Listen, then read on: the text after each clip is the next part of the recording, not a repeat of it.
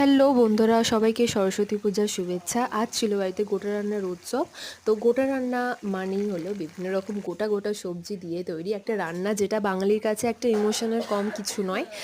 আমাদের বাড়িতে প্রত্যেক বছরই এই গোটা রান্না হয়।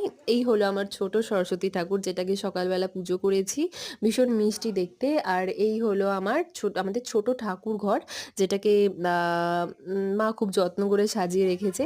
আর এই হলো আজকের সেটআপ, মানে যেখানে হবে আমাদের আজকের গোটা রান্না।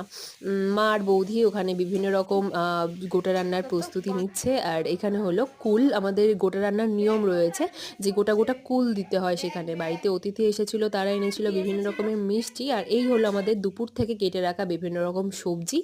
আর এখানে মা দিয়ে দিচ্ছিল শাক পাতা দেওয়ার প্রয়োজন পড়ে গোটা রান্নাতে।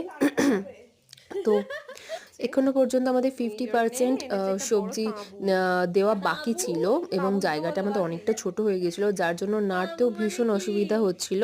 তার জন্য আমাদের একটা ভীষণ একটা যথেষ্ট বড় একটা জায়গার প্রয়োজন ছিল, তার ব্যবস্থা আমরা পরবর্তীকালে করেছি।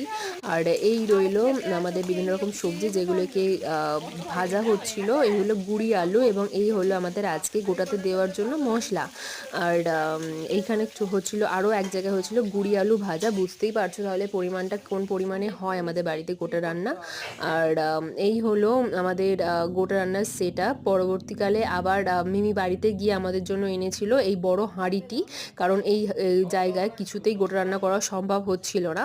আর এখানে মা মশলা ভেজে এনে গোটা রান্নার মধ্যে দিয়ে দিচ্ছিলো। এইভাবেই করতে হয়, যেহেতু অনেকটা পরিমাণ গোটা আমাদের বাড়িতে হয়।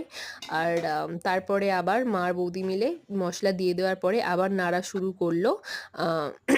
তারপরে আরও এটা বোধহয় গুড় দিতে হয়, আমাদের নিয়ম থাকে সেটাই গোটা রান্নাতে দেওয়ার। বাবা এসেছিল কিছুটা গোটা রান্নার ব্যাপার একটুখানি নাড়ানাড়ি করতে। আর গোটা রান্না তৈরি করেই আমাদের প্রথমেই ঠাকুরকে দিতে হয়।